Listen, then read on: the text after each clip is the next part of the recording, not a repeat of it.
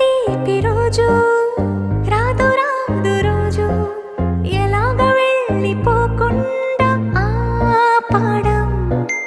ఇలాంటి వాన జల్లు తడపదంట ఒళ్ళు ఎలాగ దీన్ని గుండెల్లో దాచడం.